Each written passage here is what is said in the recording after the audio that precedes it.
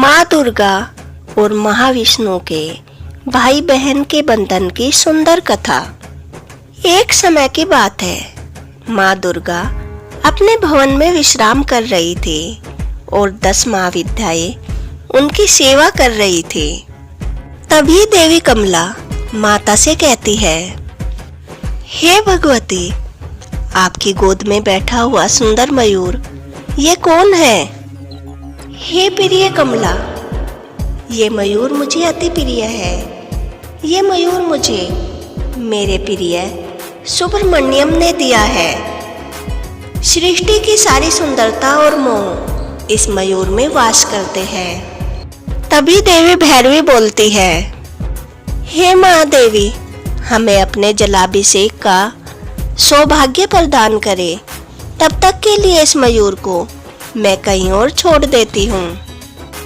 माता अपना मयूर देवी भैरवी को दे देती है और देवी भैरवी मयूर को ले जाकर खेलने के लिए वन में छोड़ देती है। 10 महाविद्याएं माता की पूजा आराधना और जलाभिषेक की तैयारी करती है। सभी कार्य पश्चात माता देवी भैरवी से कहती है, पुत्री, मेरा मयूर कहाँ है? देवी मातंगी कहती है, चिंतित ना हो माते, आपका मयूर मैं अभी लेकर आती हूँ। माता का मयूर ढूंढने के लिए देवियाँ वन में जाती हैं, परंतु वह मयूर उन्हें कहीं नहीं मिला। देवी तारा माता से कहती है, हे माता, हमें क्षमा कीजिए, आपका मयूर हमसे खो गया। क्या मेरा मयूर तुमने खो दिया? क्षमा कीजिए माता, कृपा कीजिए, रुष्ट न होइए। पुत्री, तुम भयभीत न हो, मैं तुमसे रुष्ट नहीं हूँ। देवी दुर्गा वन में प्रकट होती है और वन दुर्गा का स्वरूप धारण कर लेती है। माता अपने मयूर को ढूंढने लगती है। तभी उन्हें वह मयूर जंगल के बीचों बीच बैठा हुआ दिखाई देता है। अरे मेरे प्रिय मयूर, तुम यहाँ कहाँ से आ गए? आओ, मेरे पास वापस आ जाओ। परंतु वह मयूर उड़कर और दूर चला जाता है। माता उसके पीछे पीछे जाती है और उसे पकड़ लेती है, परंतु माता के चरणों में एक कांटा घुस जाता है और तभी के तभी संपूर्ण ब्रह्मांड कंपकपाने लगता है और तभी 33 कोटि देवता प्रकट होते हैं। हे जगत माता, हे जगत जननी, हमें उस कांटे को अपने चरणों में से निकालने का सौभाग्य दीजिए। आपकी पीड़ा को कम करना तो परम सौभाग्य है माता। जिस भी देवी देवता ने आपके चरणों में से वह कांटा निकाला, वह तो कल्पों कल्पों के लिए सौभाग्यशाली हो जाएगा। हर कोई उसका गुणगान करेगा, वह सर्वश्रेष्ठ कहलाएगा। हे माता, हमें यह सौभाग्य दे। माता के समक्ष उनके पति परमेश्वर पराशिव और महाविष्णु भी खड़े थे। हे प्रिय पराशक्ति, अपनी पीड़ा को कम करने का सौभाग्य मुझे प्रदान करो। हे प्रभु, आप और मुझ में अंतर ही क्या है? हम दोनों तो एक हैं। हे प्रिय भ्राता विष्णु, क्या आप मेरे चरणों का कांटा निकालेंगे? अवश्य दुर्गा, अवश्य, मैं तुम्हारे चरणों का कांटा निकालूंगा। देवी दुर्गा अपना एक बाण महाविष्णु को दे देती है और अपना चरण उठा लेती है। देवी के दिए हुए बाण की सहायता से महाविष्णु देवी के चरणों का कांटा निकाल देते हैं। इस सुंदर दृश्य के साक्षी महादेव बनते हैं और भाई बहन के इस असीम प्रेम के समक्ष अपने हाथ जोड़ लेते हैं। हे दुर्गा, हे विष्णु, तुम्हारा भाई बहन का प्रेम सर्वश्रेष्ठ है। आज इस दृश्य को देखकर मैं धन्य हो गया। और यह दिन दुर्गा और महाविष्णु के भाई बहन के प्रेम के लिए सदियों सदियों तक याद रखा गया।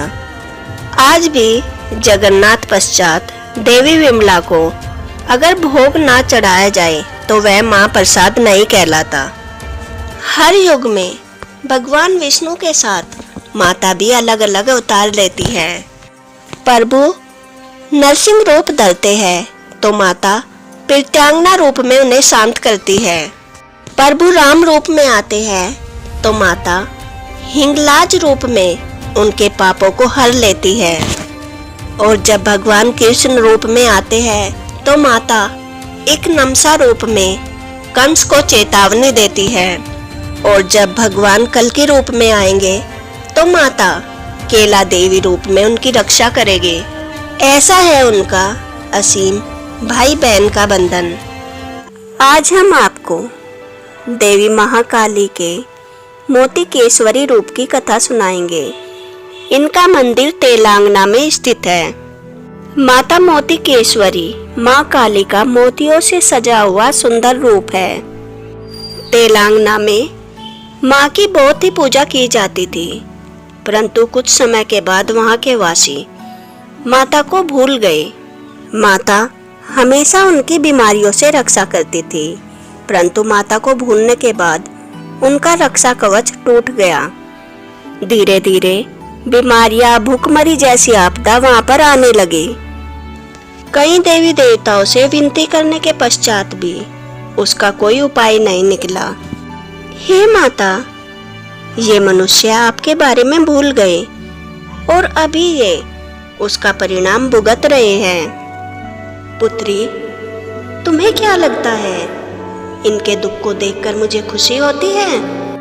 मैं तो यही चाहती हूँ मैं इनकी सहायता करूँ, परंतु मेरा यही वचन है, जब तक ये मुझे नहीं पुकारेंगे मैं इनकी सहायता नहीं कर सकती।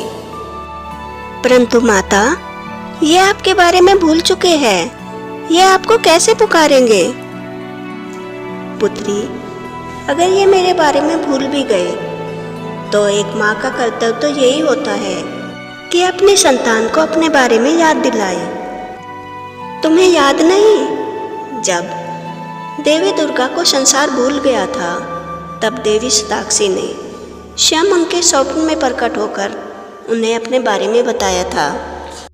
इसी प्रकार अब मेरा कर्तव्य है मैं भी अपनी संतानों को अपने बारे में बताऊं, उन्हें याद दिलाऊं, नहीं तो इस विपदा से उनका अंत हो जाएगा। एक गांव में एक गूंगी लड़की रहती थी। रात को माता उसके स्वप्न में आई। हे पुत्री, तुम्हारा मन पवित्र है, तुम बाकी सबकी तरह नहीं हो, तुम एक कन्या हो, साक्षात बाल भगवती स्वरूपनी। पुत्री, मुझे पता है तुम लोगों के ऊपर क्या विपदा आई है। पुत्री, मैंने तुम्हारे पूर्वजों से कई हजार वर्षों पहले वादा किया था, जब तक वे पुकारेंगे नहीं मैं नहीं आऊंगी।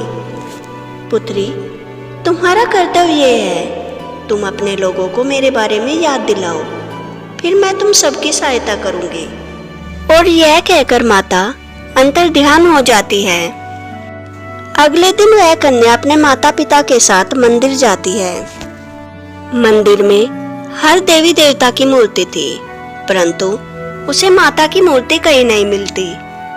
तभी उसका ध्यान एक सर्प की तरफ जाता है जो मंदिर में एक बंद कमरे की तरफ जा रहा था।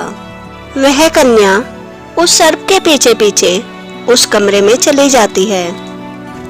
थोड़े समय बाद उस लड़की के माता पिता को यह चिंता होने लगती है कि वह लड़की कहाँ गई। हे स्वामी, हमारी पुत्री कहाँ है? और वह दोनों चिंता में अपनी बेटी को इधर उधर ढूंढने लगते हैं। मंदिर में आए हुए बाकी सभी लोग भी उनकी सहायता करने लगते हैं। तभी पुजारी बंद कमरे का दरवाजा खुला देखकर हैरान हो जाता है। हे भगवान, ये दरवाजा किसने खोला? यह तो कई सौ वर्षों से बंद है।